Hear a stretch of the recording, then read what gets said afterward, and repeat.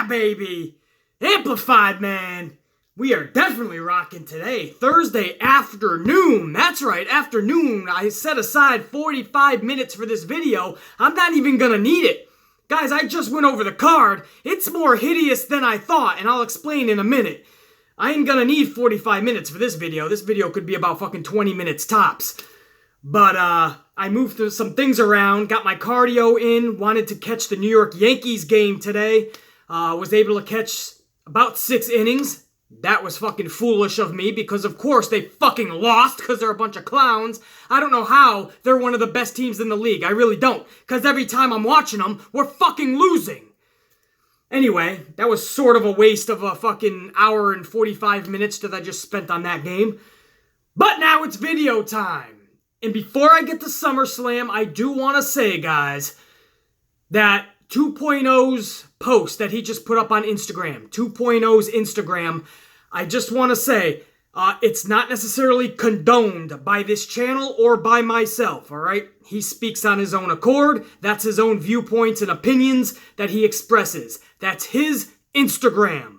So, anybody who's catching 2.0's last Instagram post that he posted about a half an hour ago, it's pretty controversial, but that's all on him. That does not express the viewpoints of this channel, all right? So that's on his Instagram. That's his post. It's pretty hilarious. It's ballsy, but it's definitely controversial. But then again, isn't that 2.0? You would expect his Instagram to be the same. Let's get on with SummerSlam, the preview show, because that's what this video is. Again, I set aside 45 minutes for that shit. I don't need it. And guys, I'm going to tell you exactly why I don't need it. Listen, forget the kickoff show. Forget fucking the cruiserweights and Almas and Vega versus Lana and Rusev and the B-Team versus the Revival, right? That's your kickoff show. I don't care about that. Let's get to the main show, right? 10 upfront matches that we know about. And you listen to these matches and you wonder why I call this rematch slam. You wonder why I'm not excited for this pay-per-view. Listen to this. Finn Balor versus Baron Corbin, guys. That is a rematch from Extreme Rules. That's all that is. I've already seen Finn Balor versus Baron Corbin. I've already seen them in every different which way you can think of. But especially at a pay-per-view, I just saw it at Extreme Rules. Balor versus Corbin. That's all this is, a rematch. You go to Braun Strowman versus Kevin Owens. That's a rematch from the exact same pay-per-view, Extreme Rules. Just like Finn Balor and Baron Corbin, I just saw Braun Strowman and Kevin Owens. That was in a cage. This one is for Braun Strowman's lunchbox is on the line. Then you look at the United States Championship with Shinsegae Nakamura versus Jeff Hardy, but that's also a rematch from Extreme Rules, the same pay-per-view that I just saw Braun Strowman versus Kevin Owens and Finn Balor versus Constipated Corbin, is where I saw Shinsuke versus Jeff Hardy. You look at the Intercontinental Championship, Dolph Ziggler versus Seth Rollins, a rematch from Extreme Rules. The 4th match in a row that I'm telling you guys I just saw at Extreme Rules. That was for a half an hour Iron Man match. And that was excruciating to watch. There was like 7 or 8 pinfalls in like a few minute time span. Now you see why I'm saying hideous. 4 matches in a row that I just said, that I just talked about with you guys, are all rematches from their very last pay-per-view last month. Another match, the SmackDown Tag Team Championship with the Bludgeon Brothers against the New Day, a rematch from Fastlane. So you gotta go even farther back. They actually had a match, March 27th, I believe it is, on SmackDown. Then they added the Usos at Fastlane. It was a triple threat tag team match. So I've seen New Day and Bludgeon Brothers every which way you could think of. It was a SmackDown 2-on-2 match, I should say. Fastlane, they added the Usos. Now we're just going back to regular 2-on-2.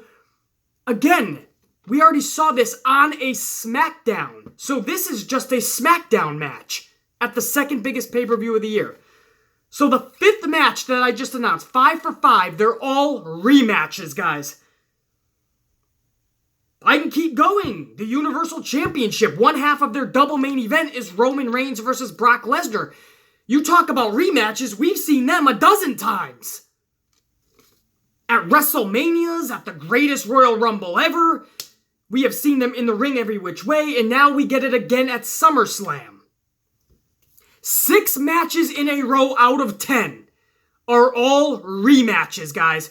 You can go on YouTube, you can Google them, and you can go on the network, and you can see all of these fucking matches already.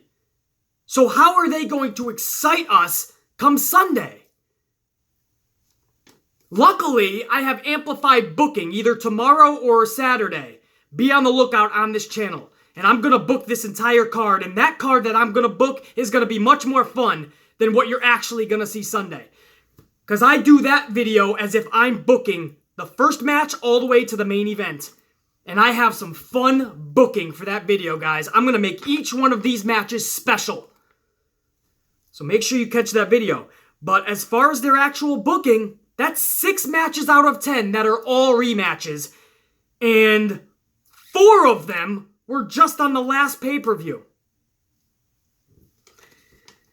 So you have 4 matches remaining that might excite us, you're hoping for, right? But no, 2 of those 4 are 2 women matches that are not going to pump you up or get your pulse and blood going at all. Ronda Rousey versus Alexa Bliss, we all expect that to be a squash should Ronda get the championship. Because, no offense to Alexa Bliss, we don't expect some Dave Meltzer imaginary 6-star match here. Bliss always needs somebody really good to work with in that ring, like a Sasha, or a fucking Charlotte would work well with her, or a fucking Ember Moon like we just saw this past Monday. Somebody really good that Alexa can compliment off of and fucking, bounce off of and really synchronize herself in the best way possible and not look like an absolute fucking clown.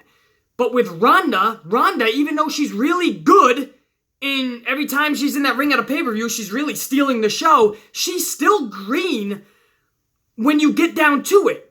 You can't expect fucking, again, these imaginary star-type matches with Ronda yet either. Ronda, there's a lot of rehearsal in her matches, and a lot of people are helping Ronda get to where she needs to be. But come Sunday, when it's Ronda versus Alexa, and we know Alexa is not one of the best wrestlers in WWE, not even close, never will be, no offense to Alexa, and I don't give a fuck if I offend her fans, she's never going to be one of the best wrestlers in the world, we know that. Now she's going in there with Ronda, who's still green as fuck, even though she's really good. But there's a lot of people helping her. There's a lot of rehearsal. So when you trap them 2 in the middle of the ring, A, it cannot go long. And B, neither of them should be being exposed for their weaknesses. Play to their strengths. I don't know how this match is going to go other than a squash match, a couple of minutes tops. I want to see it a few seconds. Ronda gets out of there with the championship. But as far as wrestling, exciting us, getting our pulse going, I don't know about that. And then you go on to the SmackDown Women's Championship, a triple threat match with Becky, Charlotte, and Carmella. Are you really excited about that? If you are, awesome. I'm not bringing you down. If that really excites you, that triple threat match, that's awesome for you. I can speak for myself, and I know a lot of other people, that's not exciting us. So then you're left with 2 matches, and these are the only 2 matches that I'm actually looking forward to. That's The Miz and Daniel Bryan, and I'm just hoping that they didn't hype it up so much over an 8-year storyline, if you think about it, that they can't live up to that hype. If Miz goes out there, we've seen Miz put on really good matches. And you're like, wow, is that a fucking Miz match? Yeah, he can do it. And Daniel Bryan, we know he can fucking bring the fire. So I know they can put on a show stealer type match.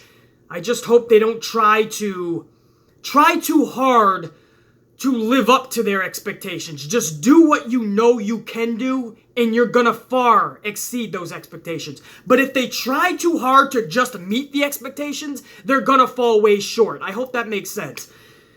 Just do you. Don't worry about how high the expectations are, or the high hopes that we all have. Just do you. Do you too. Kick ass in there, and you'll steal the fucking show. But there's a lot of hype and a lot of expectations on this match. I just hope that it can pull through. And the other match is obviously the other half of the double main event. That's AJ Styles Samoa Joe. That excites me because we know they're going to kick ass in the middle of the ring. with their skills alone. Then you add on the personal storyline that they actually have. One of the few matches that actually has a good storyline, along with The Miz and Daniel Bryan, is AJ and Samoa Joe. So the wrestling mixed with a good storyline, and I think Samoa Joe and AJ Styles is going to deliver. But and add on to that also, they haven't met in WWE on TV or pay-per-view. I don't believe. TNA, they've had a bunch of matches and maybe around the world, but WWE, this is really their first time on the main stage together. So those are the only two matches, guys. This was a preview to go through match by match, but what can I go through? I started from match number 1 with Balor and Corbin, and I ended up with AJ Styles and Samoa Joe. And through that whole card, me personally, 2 matches intrigue me. 2 matches excite me a little bit. AJ and Samoa, and Miz and Daniel Bryan. The 2 ladies matches, I don't know where that's going to go, but I know it doesn't excite me. I'm not hating the idea of the 2 matches, but they're not exciting me. And the other 6 matches, what am I going to get excited about when I've already seen them? If they excite you, awesome. But BC, this time it's Braun and Owens with the lunchbox on the line. The Money in the Bank contract. Okay, but I've seen them in a cage match last month. I think a cage match is better than a lunchbox on the line. BC, Bludgeon Brothers, and New Day. Yeah, they fought on SmackDown, but that was a few months ago. Now it's a different time in a different era. What, a couple months makes a difference? I've already seen them battle. I already know what to expect. They're not going to turn into superheroes and do something far fucking out of reach that's going to blow our minds, are they? Did they just get some superhero fucking powers? And this match is going to be far better than their SmackDown match or their Fastlane match with the fucking Usos? Nakamura and Hardy. But BC, Hardy was a little banged up and that match was only like 10 seconds at Extreme Rules. Now they're going to wrestle. Well, yeah, I'm hoping they're going to.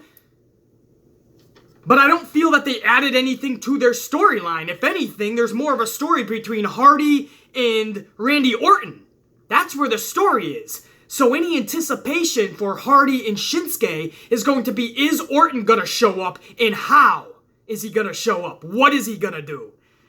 Is he going to take out Hardy or Shinsegae or both? I guess that's a little intrigue you can look at. Dolph Ziggler versus Seth Rollins. What does that do for you? I can speak for myself. Nothing. I've seen them too many times in the ring together. In tag team matches, in 6-man tag matches, and a plethora of times one-on-one. Second biggest pay-per-view of the year, and let's throw them in there again. Pulse isn't going, man. There's no intrigue or excitement or enthusiasm for that match, and that's for the IC strap. Another redundant rematch. And then you go on, like I said, the 2 women's matches, we'll see, man. Roman Reigns and Brock Lesnar.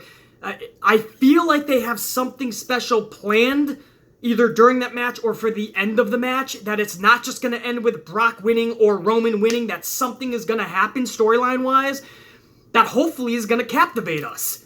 I'm hoping that's the case. One thing's for sure, again, in my amplified booking video where I'm booking this entire card, every match is going to have some excitement to it. I'm putting together one of my best cards ever. And again, that video will be out tomorrow or Saturday, so be on the lookout, guys. What I really want to do, though, that's all the matches. That's your preview right there. What I want to talk about, guys, is all the superstars, and these are some pretty big names, that are not even on the SummerSlam card. Not even on the kickoff show. Maybe that's a better thing. Maybe I'd rather not be on the kickoff show or the card at all. If I'm going to be on the kickoff show, maybe it's better to just not even be on the show. I guess that's what I'm trying to say. If WWE Brass comes to me and says, we're going to put you on the kickoff show, maybe it's better to just not be on the show at all. I don't know. But what I do know is there's some heavy-hitting, big-time names that are not even a part of the show. And that's bullshit. And allow me to go over some of these fucking names. How about Asuka? Fucking Asuka! Of all motherfuckers, this undefeated powerhouse in NXT gets to the main roster. You think she is going to be one of, if not the top fucking female, especially on SmackDown while Rousey is working her way up the ranks? No! Not only is she nowhere near one of the top females, she can't even find a spot on the card. No main show, no kickoff show, no mention of Asuka. The only mention of Asuka this week in the news is that she possibly walked out of WWE. That is obviously fucking false. That is bullshit. I'm hearing a lot more bullshit rumors than any factual accounts on a lot of things lately. So be careful what you hear, guys, as far as taking it to heart. Because there's a lot of bullshit out there. There's no proof at all that Asuka walked out of the company. But I'll tell you one thing, I wouldn't fucking blame her if she did. Not even a part of this. Just like Naomi. Naomi, not even a part of SummerSlam.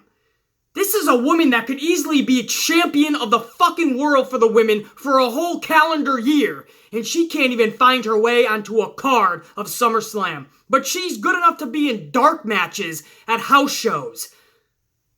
But not at SummerSlam. No. That's reserved for Carmella. And then Sasha Banks. Sasha Banks, everybody that didn't get Sasha Banks and Bayley at WrestleMania when we thought that was going to happen or definitely should happen. And everyone said, don't worry, BC. I know it sucks they didn't do it at WrestleMania, but they're waiting. They're waiting to put Sasha in an epic moment at SummerSlam. Because that's going to be in Brooklyn, and that's where Bayley and Sasha had their epic matches. That's what they're waiting for, BC. So we had to put up with Sasha Banks in a battle royal in New Orleans at WrestleMania. That's what Sasha was doing in a kickoff show. Because everybody said they were waiting for a big moment at SummerSlam. Where here's SummerSlam, where's the big moment? Sasha and Bayley? No. Sasha can't even get on the card. They're fiddling around, losing to the Riot Squad every single week. No WrestleMania. No SummerSlam. Oh, but BC, just like you said, oh, don't worry, BC. I know it sucks they missed WrestleMania, but wait till SummerSlam. And now they're missing SummerSlam. But don't worry, BC. In October, they might get new championships. They're thinking about new tag team championships, BC. And Sasha and Bayley might get those. That's what all this was for. What the fuck? You made them sit with their thumbs up their fucking asses for a whole year to get to an insignificant, nonsensical tag team division. Because the men's tag team division is nonsensical. The tag team division for the men sucks. What makes you think they can do a women's tag team successfully? I'm all for it, trust me. I think it's much needed, long overdue. But if your big plan for Sasha fucking Banks this whole year was to keep her off of everything big so you can have her win a tag team championship in October, I call bullshit. I say that's dumb as fuck. And you ain't gonna convince me that back around WrestleMania, they were thinking about tag team championships in October. No. They just didn't put any stock in a Bayley versus Sasha match. They didn't think that could really draw anything at WrestleMania. When in fact, that would draw the biggest for a WrestleMania match with women. Much more than Nia Jax and Alexa Bliss ever could. So then you say, but at SummerSlam, they're going to do something really cool with Sasha and Bayley. Well, here we are at SummerSlam in Brooklyn, where we know Sasha and Bayley will tear the roof off, where we know they'll get the best fucking reaction, and still nothing. And still, there's fans trying to tell me, but BC, it's all for October. They're going to be tag team champions. It amazes me that you guys are okay with these talents being kept off the biggest shows of the year for a fucking tag team championship. That what? Even if they get, guys, what, are they gonna hold it for a couple of months tops? Cause you know Vince McMahon is so fickle with his women. He's gonna have a couple of blondes get together and Alexa will somehow team up with Carmella and they will get the championships at like the Royal Rumble. So all of this would be for 2 months. Or maybe at Survivor Series. He makes Sasha and Bayley lose these tag team championships. Again, it's not even confirmed, first of all, that they're going to go for tag team championship. I'm just saying, like, even if that is the case. What makes you think it's going to be an epic 1 year or 9 month or even 6 month title reign? It's bullshit, guys. And then on top of that, some people are saying, well, they're going to turn on each other eventually, but they already missed their big WrestleMania match. They already missed the second big match, which would be SummerSlam. So what am I gonna see? Sasha and Bayley in the middle of a fucking Monday Night Raw again? I already seen it. Or maybe they're gonna be at a big Survivor Series match. Woo fucking woo! Asuka, Naomi, Sasha, not even have a fucking role at SummerSlam. Not even a kickoff show match. Again, that's probably for the better. If you're not on the main card, maybe it's better to not even be on a kickoff. It just amazes me that such talented females, some of the most talented on your roster, can't even get a spot on your show. Talk about mismanagement. As far as Elias, guys, a lot of people are saying Elias and Bobby Lashley, what's the deal with them being left off of SummerSlam? Elias is giving all this time every Monday night. He can't even get a spot. But from what I'm hearing, guys, is Elias will have a performance at SummerSlam. He's going to perform one of his hit singles. And this is where I feel that Bobby Lashley is going to show up and do something, and that's probably going to work its way into a match, I feel, an impromptu match. So Elias will be performing, Bobby Lashley will do something in the performance, and they'll make a match, I'm sure. So you'll be seeing Elias and Bobby Lashley in some way or form. So, Elias fans, those that want to walk with Elias in Brooklyn, don't worry, you will be walking with Elias at SummerSlam. He will be a part of it. And so will Bobby Lashley. But it just amazes me at some of these fucking talents, man. And I can go through a lot of, like, B-class talents, too, that don't really have a prime position. Bobby Roode, former NXT champion of the fucking world last year, and this year can't even get on a fucking SummerSlam card. Boggles my mind, guys. It truly does. But you know what? There's nothing else to talk about. That's your preview for SummerSlam. And those are some of the superstars you will not be seeing at SummerSlam. We'll see what they put together, man.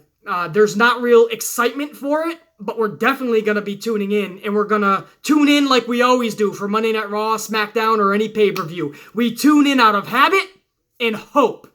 Hope and hoping that it's going to kick ass, that it's going to exceed any expectations that we have, even though they're very low, if any, that they go out there, the performers kick ass, the storylines are on point, they give the time that is needed to each match, and it turns out to be epic. That's all we can hope for.